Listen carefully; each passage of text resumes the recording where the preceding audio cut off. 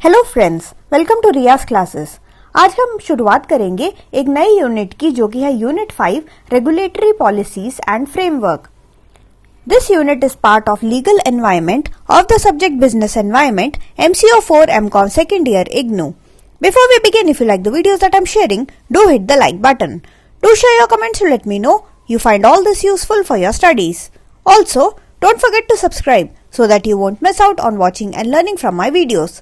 चलिए शुरुआत करते हैं इस यूनिट की, यूनिट 5 जो कि है रेगुलेटरी पॉलिसीज एंड फ्रेमवर्क। तो सबसे पहले हम देखते हैं कि इस यूनिट में हमको क्या क्या टॉपिक्स जो है वो पढ़ना है। सबसे पहले जो है हम शुरुआत करेंगे इंट्रोडक्शन से। ठीक है, हम देखेंगे कि ये टॉपिक, ये सब्जेक्ट में जो है किस किस चीजों के बारे में हमें पढ़ना है। Then we will study about the government regulatory policies till 1990। फिर 1990 के बाद जो रिफॉर्मिस्ट पॉलिसी पैकेज आया था जुलाई 1991 का, उसके बारे में हम पढ़ेंगे। Then regulatory framework, basic business laws and finally we will study about the environment protection laws. ठीक है, ये सारे जो चीजें हैं ये लीगल चीजें हैं। ठीक है, जो भी पॉलिसीज जो है गवर्नमेंट बनाता है, देखो हम अभी जो है जो ब्लॉक हम कर रहे हैं वो लीगल एनवायरनमेंट का है। ठीक है, जो लीगली गवर्नमेंट ने जो पॉलिसीज लेके आया था, जो रिफॉर्मिस्ट पॉलिसी पैकेज लेके आया था, वो 1991 हमने बताया था कि ये 1991 जो है बहुत ही ज्यादा इंपॉर्टेंट ईयर है। ठीक है, इसके बाद जो है, इससे पहले हम देखेंगे कि क्या क्या था पहले। ठीक है, इस 1991 से पहले किस तरीके से चल रहा था इंडिया में, बट 1991 के आने के बाद क्या क्या पॉलिसीज, लीगल पॉलिसीज आए, क्या क्या लीगल रेगुलेशंस आए और उनके कारण, उन सब के कारण क्या क्या बदलाव जो है हमें इंडिया में देखने को मिला, ये सारा चीजें हम जो है इस यूनिट में कवर अप करेंगे। जैसा कि मैंने आपको बताया, इस पूरे यूनिट में we will look at all the regulatory policies that are being pursued by the government of India since independence. ठीक है, टिल 1990। इंडिपेंडेंस के बाद, इंडिपेंडेंस से 1990 तक क्या क्या हुआ और जो 1991 का ईयर था उसमें क्या क्या, उसके बाद जो है the changes that took place in the policy measured since 1991 when liberalization era began. ठीक है, 1991 में हमारा जो इंडिया है, we got the concept of LPG। ठीक है, जो यहाँ पे जो चीजें हैं, यहाँ पे लिबरलाइजेशन का जो एक एरा है वो 1991 के बाद बिगेन हुआ था। एंड इसमें क्या क्या हुआ, इस दौरान क्या क्या हुआ, वो सारी चीजें जो है हम यहाँ पे देखेंगे। सबसे पहले हम देखते हैं कि जो गवर्नमेंट रेगुलेटरी पॉलिसीज थे टिल 1990 क्या हाल था। ठीक है, 1991 के बाद में देखने से पहले हम पहले देखेंगे उससे पहले का हाल जो था, टिल 1990 क्या हाल चल रहा था। ठीक है, जो प्रॉब्लम्स थे, बहुत सारे प्रॉब्लम्स जो है 50s के दौरान और उससे पहले भी डिफरेंट टाइप के प्रॉब्लम जो थे वो इंडस्ट्री और ट्रेड को रेगुलेट करने में गवर्नमेंट उसको फेस कर ही रहा था। इसके अलावा जो है इकोनॉमी ने भी हमारा साथ नहीं दिया। इकोनॉमी का जो हाल है, अगर हम हाल बताएं उस टाइम का, बहुत ही ज्यादा बुरा हाल था और सिवियर बेसिक डेफिशिएंसीज थी उसमें। ठीक है, इकोनॉमी में क्या चल रहा था उस टाइम पे, बहुत ही खतरनाक लेवल का पॉवर्टी था और लो इनकम था। ठीक है, इनकम एक तो जनरेट करने का कोई सोर्स नहीं था। ठीक है, तो इस कारण जो है मास लेवल पे जो है पॉवर्टी आपको दिखाई देने लगा था। बहुत ज्यादा लोग जो थे पॉवर्टी लाइन के अंडर थे, बहुत ही ज्यादा लो इनकम था। अगर आपका इनकम लो होगा तो आप जो है सेविंग भी नहीं कर पाओगे। तो सेविंग की अगर हम बात करें, सेविंग भी एकदम जो था जीरो ही था। ठीक है, और जब भाई लोगों के पास पैसा ही नहीं होगा तो क्या वो लोग इन्वेस्ट कर पाएंगे? बिल्कुल भी नहीं। ठीक है, उस दौरान क्या चल रहा था, पॉवर्टी था, लो इनकम था, सेविंग लोगों के पास बिल्कुल नहीं था और इन्वेस्टमेंट करने के लिए पैसे नहीं थे, यानी जेब एकदम खाली था। ठीक है, then near stagnation of economic and social indicators. ठीक है, एकदम जो ऑलरेडी जो सोशल इंडिकेटर्स थे, ठीक है, जिस इंडिकेटर से हमें पता लगता है कि भाई हमारे कंट्री का पॉपुलेशन, कितना प्रतिशत पॉपुलेशन जो है पॉवर्टी के ऊपर है, कितना प्रतिशत पॉपुलेशन को खाना मिल रहा है, कितना प्रतिशत पॉपुलेशन हमारा एजुकेटेड है। ठीक है, ये सब के लिए हमने इकोनॉमिक इंडिकेटर्स बना रखे हैं ना कोई हमने बेस ईयर चुना होगा, उससे हम कंपेयर करते हैं। तो ये सारे जो उस टाइम के जो सोशल और इकोनॉमिक इंडिकेटर्स थे वो सारे एकदम जो थे घिसे पिटे थे और उन सबका जो है स्टैग्नेशन आ गया था। एंड जो थर्ड इंपॉर्टेंट पॉइंट जो उस टाइम में आपको देखने को मिलेगा वो ये था कि there was little incentive for entrepreneurs to invest in industry. ठीक है, सो किसी भी बिग इंडस्ट्री में, कोई भी इंडस्ट्री ले लो, फॉर एग्जाम्पल हम एग्जाम्पल ले लेते हैं ऑटोमोबाइल इंडस्ट्री का। अब ऑटोमोबाइल इंडस्ट्री में इन्वेस्ट करने के लिए एंटरप्रेन्योर्स को कोई इंसेंटिव ही नहीं दिख रहा था। वो सोचते थे भाई ऑटोमोबाइल में अगर मैं इतना पैसा डालूं, ठीक है, बट उतना रिटर्न मुझे नहीं मिल रहा है जितना मैं पैसा डाल रहा हूं। ठीक है, तो कहीं पे भी जो आपको ज्यादा उतना प्रॉफिटेबल, मतलब प्रॉफिट भी था वो बहुत ही ज्यादा कम था, बहुत ही ज्यादा, इतना ज्यादा नहीं था कि जितना पैसा डाल रहे हो आपको मेहनत और करना पड़ेगा। सो उतना ज्यादा जो है बहुत ही ज्यादा अट्रैक्टिव नहीं था। ठीक है, उस टाइम का जो हाल था। सो एंटरप्रेन्योर्स भी जो है वो कतराते थे। दे वर लाइक यार क्यों मेरे को, मतलब मैं अपना पैसा भी लगाऊं, ठीक है, और मैं इतना मेहनत भी करूं और बदले में मुझे बस थोड़ा सा ही प्रॉफिट होगा, क्या फायदा इतनी मेहनत का मेरे। ठीक है, मैं क्यों इन्वेस्ट करूं। सो इस तरीके का हाल था। ठीक है, तो बहुत ही ज्यादा पॉवर्टी था, लो इनकम था, स्टैग्नेशन था हमारे सोशल एंड इकोनॉमिक इंडिकेटर्स का, और बहुत ही ज्यादा लेस इंसेंटिव था फॉर एंटरप्रेन्योर, ठीक है, टू इन्वेस्ट या फिर to invest in any industry, कोई भी इंडस्ट्री में ले लो। सो ऐसे हालात में गवर्नमेंट ने जरूरी समझा कि भाई सोशल ट्रांसफॉर्मेशन जो है बहुत होना, सोशल नहीं सॉरी स्ट्रक्चरल ट्रांसफॉर्मेशन। ठीक है, सो यहाँ पे need was felt for structural transformation of economy. ठीक है, कि इकोनॉमी में जो है स्ट्रक्चरल रूप में, एक स्ट्रक्चरल तरीके से ट्रांसफॉर्मेशन हो। It was the only remedy to ensure a high rate of growth and sustainable improvement in standard of living of people. ठीक है, तो लोगों का जो स्टैंडर्ड ऑफ लिविंग था उसका तो एकदम धज्जिया उड़ चुका था, है ना। सो इन्होंने बोला कि एक स्ट्रक्चरल ट्रांसफॉर्मेशन चाहिए होगा, एक हाई लेवल पे आपको स्ट्रक्चरल ट्रांसफॉर्मेशन करना पड़ेगा, ताकि हम जो है इस इकोनॉमी को तो अभी साइड में रखो, ताकि हम एटलीस्ट जो लोग हैं हमारे, जो हमारे सिटीजन है कंट्री के, उन बेचारों को एटलीस्ट हम जो है एक बेसिक स्टैंडर्ड ऑफ लिविंग हम उनको दे पाए। ठीक है, सो यहाँ पे किसने इंटरवीन किया। अब ये सब कौन कर सकता है, आम आदमी इसको कर सकता है क्या, पॉलिसीज ला सकता है क्या, नहीं ला सकता। तो यहाँ पे कौन आएगा, हमारे जो स्टेट है, हमारे स्टेट ने इसमें इंटरवीन किया। ठीक है, so state intervention in the economy and well coordinated state policies were considered necessary to bring about the essential structural changes in the system of production and distribution. ठीक है, so यहाँ पे state का intervention जो है बहुत ही ज्यादा इंपॉर्टेंट था, और ये सारा चीज वेल कोऑर्डिनेटेड, ठीक है, बहुत ही अच्छे से कोऑर्डिनेटेड वे में इसको करना पड़ेगा। सारे आपके जितने भी पॉलिसीज है, ऐसा नहीं कि आपने हवा में एक पॉलिसी बनाया, आपको पता ही नहीं है कि ग्राउंड में क्या चल रहा है। ठीक है, किसी मंत्री ने बस कोई पॉलिसी जो है अनाउंस कर दिया, ऐसा नहीं। ठीक है, वेल कोऑर्डिनेटेड तरीके से आपको जो है प्रॉपर तरीके से स्टेट पॉलिसी को कंसीडर करके उसको बनाना पड़ेगा, तभी जो है बात बनेगी। ठीक है, so for nearly 3.5 decades from 50s to mid 80s the Indian economy was therefore steered by the central and state government through legal and administrative measures as a natural outcome of the policy of government intervention.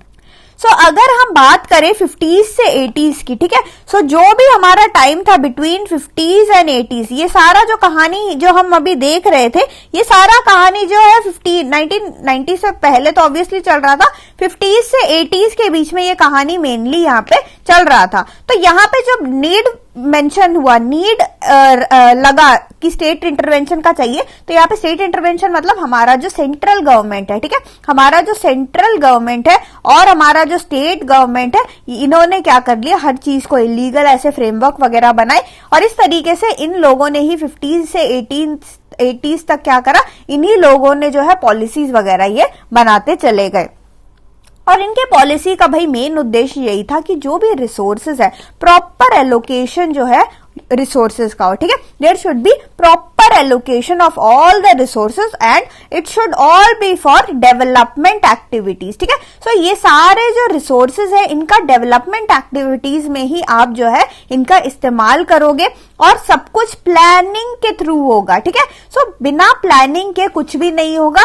Priorities जो है आप पहले से ही decide करोगे। ठीक है, सो priorities आपकी क्या क्या है, उसके बेसिस पे आप प्लान बनाओगे और उसको एग्जीक्यूट करोगे, ठीक है। तो यहां पे and compensate for and correct market failures causing inequalities and imbalances, ठीक है। सो काफी बार ना मार्केट फेलियर्स होता है। मार्केट फेलियर्स जो होता है ऐसे चीजें होते हैं जो क्या करते हैं, पूरे मार्केट को ही हिला के रख देते हैं। तो इनके कारण मार्केट फेलियर्स से होता क्या है, इसके कारण जो है इनइक्वालिटी आता है। मार्केट फेलियर्स के कारण इनइक्वालिटी होता है और पूरे के पूरे जगह में इम्बैलेंस हो जाता है। पूरा का पूरा जो भी हमारा सोशल स्ट्रक्चर है उसमें इम्बैलेंस हो जाता है और इनइक्वालिटी आ जाता है मार्केट फेलियर के कारण, ठीक है। सो ये जो प्लान है, प्लान में हमारा ये भी इंक्लूडेड है कि भाई जब भी मार्केट फेलियर हो, ऐसे मार्केट फेलियर को हम पहले तो डिटेक्ट करके उसको हम क्या करेंगे, करेक्ट करेंगे, ठीक है। हम इस मार्केट फेलियर को करेक्ट करेंगे एंड अगर भाई डैमेज अगर ज्यादा हो गया है so we will compensate for it also. So यहां पे हो क्या रहा है, पहले तो हम प्रायोरिटीज बनाएंगे, प्लान तरीके से जो है उसको रिजॉल्व करने की कोशिश करेंगे। फिर अगर कभी मार्केट फेलियर ही आ जाता है जिसके कारण इनइक्वालिटी या इम्बैलेंस होता है, हमें लग रहा है, हमें दिख रहा है कि भाई इनइक्वालिटी या इम्बैलेंस हो रहा है, तो हम उसको करेक्ट करने की कोशिश करेंगे और हालत जो है अगर ज्यादा बिगड़ जाए या फिर किसी को नुकसान पहुंचे उससे, तो हम उसको क्या करेंगे, कॉम्पनसेट भी करेंगे। सो इन सब का रिजल्ट क्या था, इसका रिजल्ट यही था कि हमारा जो है इंटरेस्ट मेनली, देखो गवर्नमेंट जो है क्या उद्देश्य था, उद्देश्य यही था कि इक्विटेबल तरीके से मार्केट फोर्सेस वगैरह जो है काम करे और एक बैलेंस्ड ग्रोथ हो, ठीक है। हर जगह ये सारा जो इम्बैलेंस है इन सबको हम हटा के एक बैलेंस्ड जो है, एक बैलेंस आपको दिखाई दे पूरे के पूरे आपके सोसाइटी में, पूरे के पूरे सोशल सिस्टम में, ठीक है। सो यहाँ पे different types of there were several regulatory policy measures जो कि हमारे गवर्नमेंट ऑफ इंडिया लाए थे, ठीक है। सो मिड 80s के दौरान जो है डिफरेंट टाइप्स ऑफ पॉलिसीज जो थे हमारा गवर्नमेंट जो था उसको लाया था, ठीक है। सो गवर्नमेंट डिफरेंट पॉलिसीज बना लिए थे, वो हम देख लेते हैं। जैसे कि मिड 80s में जो था, there was a comprehensive system of industrial licensing under industries development and regulation act 1951 and control over capital and the capital issues control act 1956, ठीक है। तो ये सारे एक्ट जो थे इंडस्ट्रियल लाइसेंसिंग वगैरह ये सब आए थे। And there was reservation of certain industries for development in the public sector and certain industries in the small scale sector. So यहाँ पे क्या था कि कुछ रिजर्व कर दिया गया था, रिजर्वेशन कर दिया गया था, यानी कि जैसे रेलवेज हो गया फॉर एग्जांपल, हम बस एग्जांपल के लिए लेते हैं, जैसे रेलवेज है खाली पब्लिक होगा, 100% वो पब्लिक होगा, ठीक है, और कोई प्राइवेट जो है बंदा उसमें इन्वेस्ट नहीं कर सकता। तो इस तरीके के जो है रिजर्वेशन जो है हमारे गवर्नमेंट ने लगा लिए थे कि ये इंडस्ट्री जो है ये ही करेंगे, कोई भी जैसे कपड़ा बनाना हो ये स्मॉल स्केल ही करेगा। तो इस तरीके के रिजर्वेशंस जो थे गवर्नमेंट ने ला दिए थे। और ये रिजर्वेशन क्यों था भाई, ताकि जो हमारे जैसे स्मॉल स्केल सेक्टर है ये सब उस टाइम ना पिट गए थे, ठीक है, बहुत ही लाइक बुरा हाल था उनको, ताकि कुछ अगर उनको रिजर्वेशन उनको कर लो, जैसे कि जूट है, जूट का कपड़ा खाली स्मॉल स्केल सेक्टर ही बनाएंगे, ऐसा गवर्नमेंट ने घोषणा कर दिया। तो जो बड़े स्केल में लोग जो बड़े एंटरप्राइजेस बनाते हैं वो सब रोक दिया, उन सब ने रोक दिया। तो ये जो स्मॉल स्केल सेक्टर्स है इनको जो है बूस्ट मिलेगा, है ना, ये लोग जो है रिवाइव कर पाएंगे। अगर ये लॉस में भी जा रहे हो पर इनको नया ऑर्डर मिलेगा तो ये लोगों का भी क्या होगा, इनके जो है इनका जो सेक्टर जो ऑलरेडी बहुत ही ज्यादा नीचे हुआ पड़ा था वो जो है थोड़ा सा अच्छा हो जाएगा, ठीक है। सो इस ये रिजर्वेशन भी जो था बहुत ही अच्छा मूव था हमारे गवर्नमेंट का। Then there was ceiling on expansion of capacity and creation of fresh capital in the case of large industrial houses, dominant undertakings and interconnected concerns under the Monopolies and Restrictive Trade Practices Act 1969, ठीक है। So ये जो Monopolies and restrictive trade practices act 1969 इसके अंतर्गत जो है ceiling लगा दिया गया, ठीक है। मेन वर्ड यही है कि सीलिंग लगा दिया गया। किस में सीलिंग लगा दिया भाई, कि expansion of capacity and creation of fresh capacity, जो ऑलरेडी एग्जिस्टिंग कैपेसिटी है उसको आप ना एक्सपैंड भी करोगे तो उसका एक सीलिंग लग गया है, इससे ज्यादा आप एक्सपैंड नहीं कर सकते और आप फ्रेश नया भी नहीं क्रिएट कर सकते, ठीक है। सो इस तरीके का जो है सीलिंग लगा दिया, इस तरह का अगेन ये भी एक तरीके का रिस्ट्रिक्शन ही है, रिस्ट्रिक्शन लगा दिया गया। Then next, licensing of imports with the basic objective of import substitution and linking import to available foreign exchange, ठीक है। सो लाइसेंसिंग कर दिया गया इंपोर्ट का, जिसका बेसिक ऑब्जेक्टिव यही था कि इंपोर्ट को भैया सब्सटीट्यूट करना, कि जो भी हम बाहर से इंपोर्ट कर रहे हैं हम उसको सब्सटीट्यूट करें। हम क्यों इंपोर्ट कर रहे हैं, ठीक है।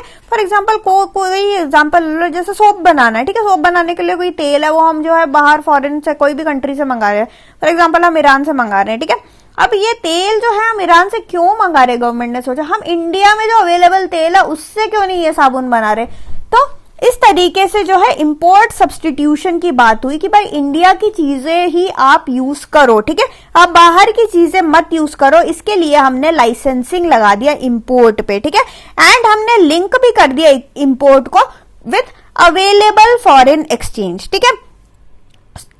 अब इसको लिंक करने का क्या फायदा है, देखो अब जब कोई चीज हम इंपोर्ट करेंगे, फॉर एग्जाम्पल बाहर से अगर मैंने अगर ऑयल भी इंपोर्ट करा, उसके बदले हमें मेरे को करेंसी देना पड़ेगा ना बाहर, मुझे पैसा तो पे करना पड़ेगा। किससे मैंने बाहर से कोई सामान लिया तो मेरे को पे भी तो करना पड़ेगा।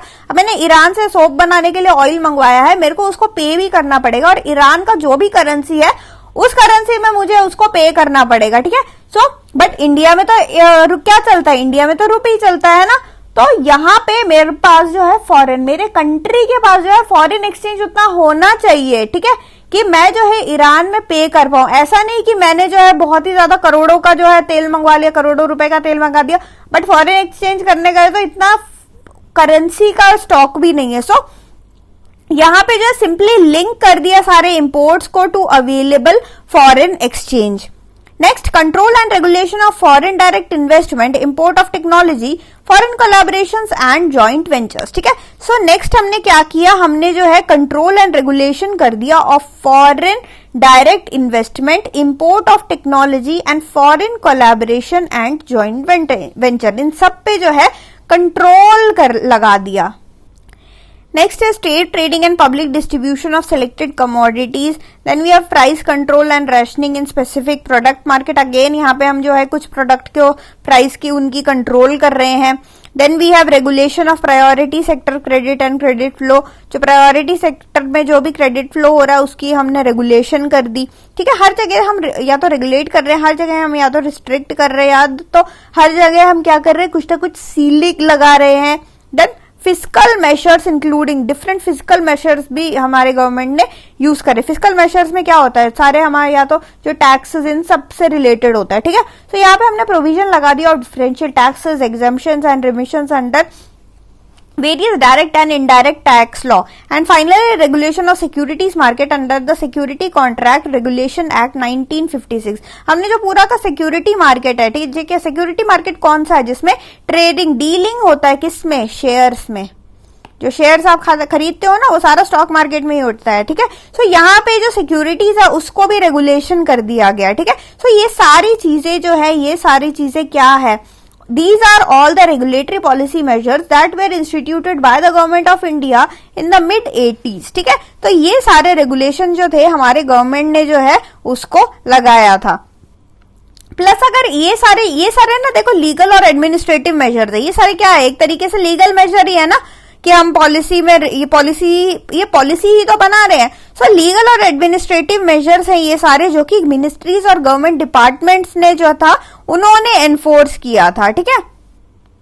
इसके अलावा काफी सारे ऐसे बॉडीज भी थी, जैसे कि एजेंसीज थे, नोडल एजेंसीज हम जो बोलते हैं, रेगुलेटरी एजेंसीज बोलते हैं, क्वासी जुडिशियल अथॉरिटीज बोलते हैं। ये सारे एजेंसीज भी थे जो कि हमको मदद कर रहे थे, हमको नहीं, गवर्नमेंट को, ठीक है। जो कि गवर्नमेंट को जो है, ये गवर्नमेंट का इतना बड़ा जो प्लान है, इतना बड़ा जो बैलेंस्ड पूरा इकोनॉमी को लाइन में लगाने का काम है, जो बेसिक जो बंदा है उसका स्टैंडर्ड ऑफ लिविंग इंक्रीज करने का जो है लक्ष्य है उसका, उन सब को पाने के लिए, उन सब लक्ष्य को पाने के लिए जो है कुछ बॉडीज भी थे जो कि गवर्नमेंट का साथ दे रहे थे। वो कौन कौन से बॉडीज थे एक बार हम देख लेते हैं। जो छोटे जो मेन बॉडीज जो है वो हम एक बार देखते हैं। सो यही है वो सारे बॉडीज, वो छोटे छोटे बॉडीज, ये जो छोटे छोटे रेगुलेटरी, छोटे नहीं है काफी बड़े रेगुलेटरीज है, एडवाइजरी बॉडीज जो कि हमारे गवर्नमेंट की मदद कर रहे थे। उसमें सबसे इंपॉर्टेंट जो है that is our the first important advisory body is our planning commission, ठीक है। सो ये जो प्लानिंग कमीशन है ये क्या है, ये एक जो है एडवाइजरी बॉडी है, it is an advisory body. And इसके देखो नाम में ये प्लानिंग कमीशन, यानी कि ये क्या करता है, ये फॉर्मुलेट करता है प्लान वगैरह, है ना। अब किसके प्लान होंगे, ये सारे प्लान जो होंगे वो डेवलपमेंटल प्लान होंगे, ठीक है। So all these are what sort of plans, all these are developmental plans and all these developmental plans are made in consultation with central ministries, ठीक है। जो सेंट्रल मिनिस्ट्रीज है प्लस जो स्टेट गवर्नमेंट है, ठीक है, जो सेंट्रल मिनिस्ट्रीज है प्लस जो स्टेट गवर्नमेंट है, यानी कि यहाँ पे सेंटर और स्टेट दोनों की मदद ली जा रही है, ठीक है। उनकी मदद से जो भी डेवलपमेंटल प्लान्स हम जो बनाते हैं ये ही बनाता है, वो इसी का ही काम है, ठीक है। सो द प्लानिंग कमीशन ये एक एडवाइजरी बॉडी है, सारा बना के ये क्या करता है भाई, एडवाइज करता है हमारे गवर्नमेंट को कि गवर्नमेंट इस तरीके से हम प्लान बना सकते हैं। सेकेंड जो इंपॉर्टेंट है वो है हमारा reserve Bank of India. Reserve Bank of India आपको पता होगा ये एक रेगुलेटरी बॉडी है, ठीक है। ये रेगुलेटरी बॉडी है, किसका रेगुलेशन क्या करता है, ये पैसों का, ठीक है। ये सीधा सीधा पैसों का रेगुलेशन करता है। जो हमारे इंडियन इकोनॉमी में जो क्रेडिट का सप्लाई है, क्रेडिट का सप्लाई को कौन देखता है, ये मॉनिटर करता है, ठीक है।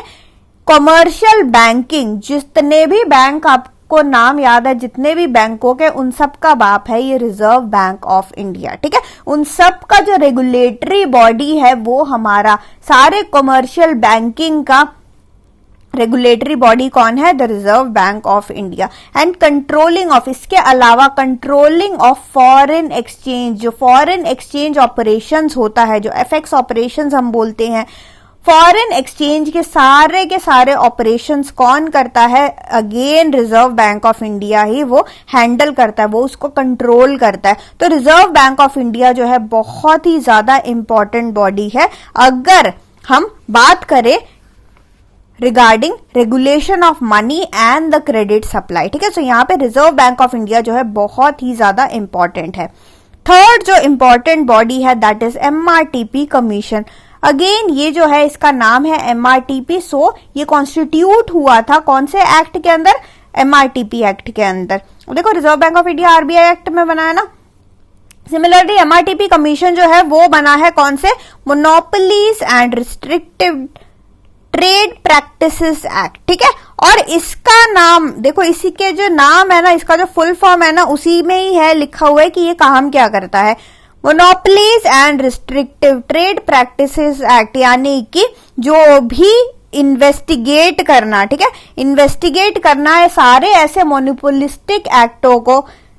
कहीं पे भी अगर अनफेयर ट्रेड प्रैक्टिसेस दिख रहा है, कहीं पे भी अगर रिस्ट्रिक्टिव ट्रेड प्रैक्टिसेस दिख रहा है, कहीं पे भी कॉन्सेंट्रेशन ऑफ इकोनॉमिक पावर दिख रहा है, वहां पे ये लोग छापा मार के उस सबको सही कर देते हैं, ठीक है। तो अगेन ये एक इंपॉर्टेंट बॉडी है।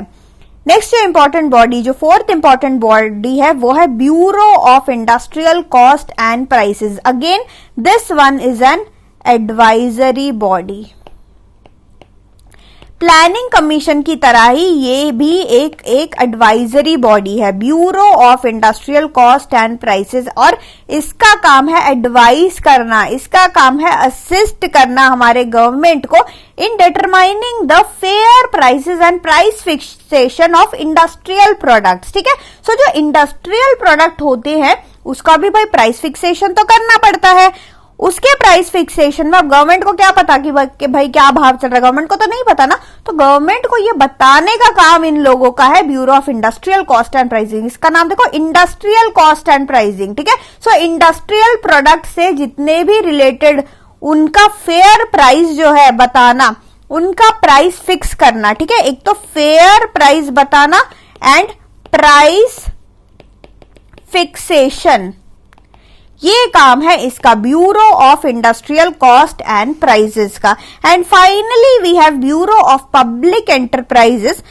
इनका भी काम एडवाइजरी मैनेजमेंट सर्विस देना है, किसको, पब्लिक सेक्टर अंडरटेकिंग्स को, and assist ministries in project evaluation and implementation, ministries को भी।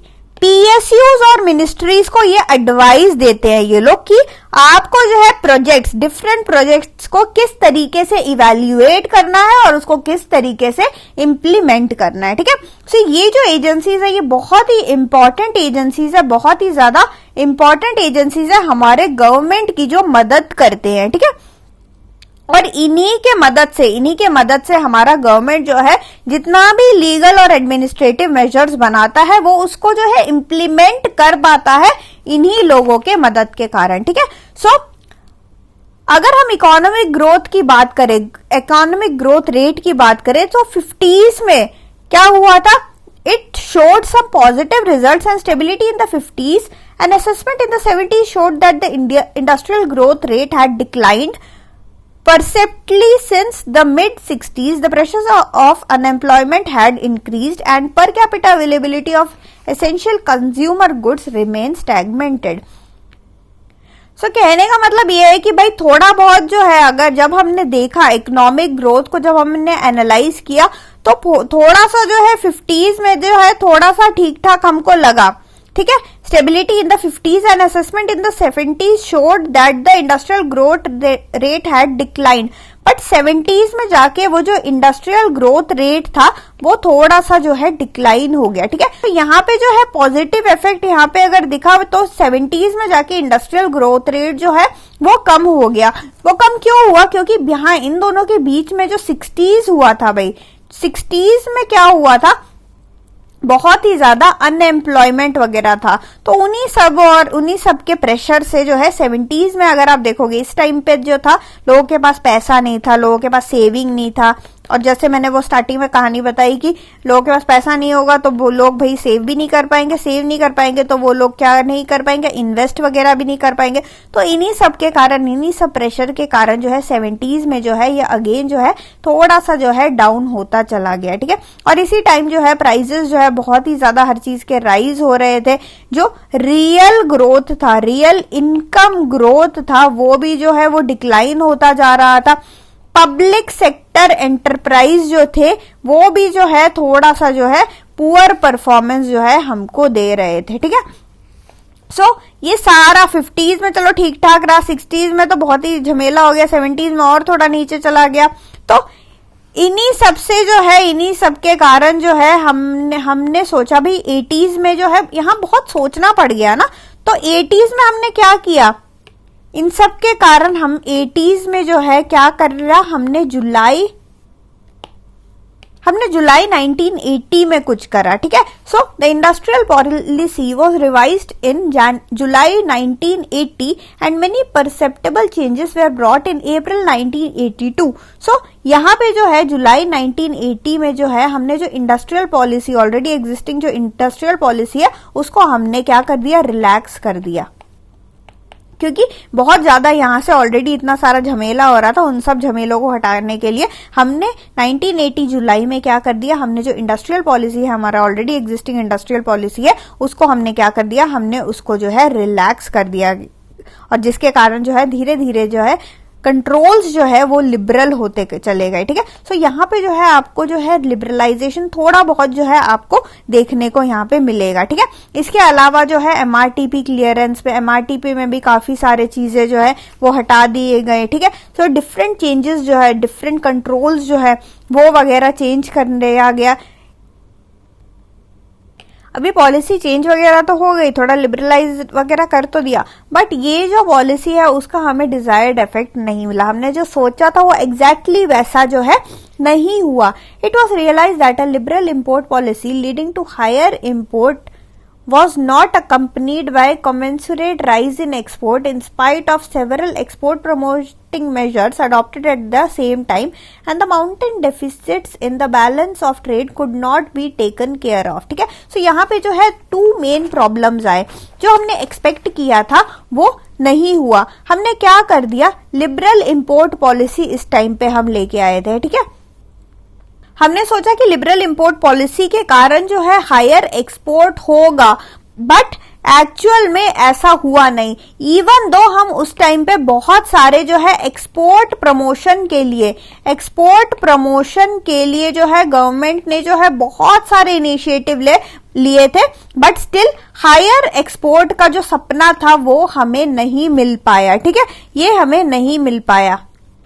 इसके अलावा एक और प्रॉब्लम था हमारा फिस्कल डेफिसिट का। ठीक है, the growing fiscal deficit and imbalance in external payment led to increased borrowings at home and abroad and so also the mounting inflationary pressure. So यहाँ पे जो है जो हमारा फिस्कल डेफिसिट है वो भी जो है उसका भी जो है हम ठीक से देखभाल नहीं कर पाए। यहाँ पे पूरे का पूरा क्या हो गया, इम्बैलेंस हो गया। इतना ज्यादा हमने उधारी ले रखा था, ठीक है, बाहर से हमने इतना उधारी ले रखा था और उस उधारी को चुकाने के लिए जो है हमारे पास जो है सफिशिएंट पैसे उतना नहीं था।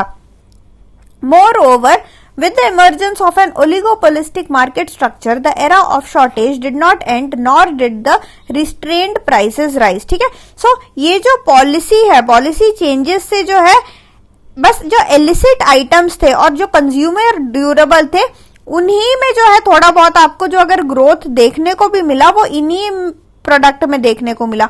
जो वेज गुड्स थे उनमें येट जो है कोई भी आपको जो है प्रॉपर तरीके का जो है ग्रोथ यहाँ पे आपको वेज गुड में आपको नहीं दिखा। जो इंडस्ट्रियल प्रोडक्शन था बट उसका रिकवरी जो था बहुत ही अच्छा था। ठीक है, अगर हम इंडस्ट्रियल ग्रोथ रेट देखें, ठीक है, mid 60s to mid 70s में जो था बस 4% था। ठीक है, 4% पर एनम था। बट अगर हम देखें 1981 टू 85 उस दौरान जो था हमारे पास 6.4% का ग्रोथ रेट था। ठीक है, 6.4% per annum, this was the growth rate. यहाँ पे हम इंडस्ट्रियल ग्रोथ रेट की बात कर रहे हैं। ठीक है, हम कौन सा ग्रोथ रेट की बात कर रहे हैं यहाँ पे, we are talking about the industrial growth rate. So यहाँ पे we can see that mid 60s and 70s में 4% था जो कि काफी कम था ऑब्वियसली। 1981 टू 85 में हमारा था 6.4%। वो अगेन जो है 1985 टू 90 का हम डेटा देखें तो वो बढ़ गया था टू 8.5% पर एनम। तो ऑब्वियसली यहाँ पे जो है इंप्रूवमेंट जो है आपको देखने को ही मिल रहा है ना, इंप्रूव तो हो ही रहा है, काफी ज्यादा इंप्रूव आया। 60s और 70s का जो था बहुत ही, उससे तो एकदम ही डबल ही हो गया। ठीक है, सो बहुत ही ज्यादा इंप्रूव किया, यानी कि जो हमने पॉलिसीज वगैरह बनाए थे वो हिट थे, है ना, एक तरीके से बेटर थे, वो काफी बेटर थे। मतलब ये 4% से तो काफी ज्यादा बेटर था उस टाइम में। ठीक है, सो ये था, यहाँ पे हमने देख लिया कि गवर्नमेंट रेगुलेटरी पॉलिसी स्टिल 1990 में जो था वो क्या हाल चल रहा था। So that's it for this session. Thank you so much for watching. Like, share and subscribe to Riya's classes. Thank you and bye bye.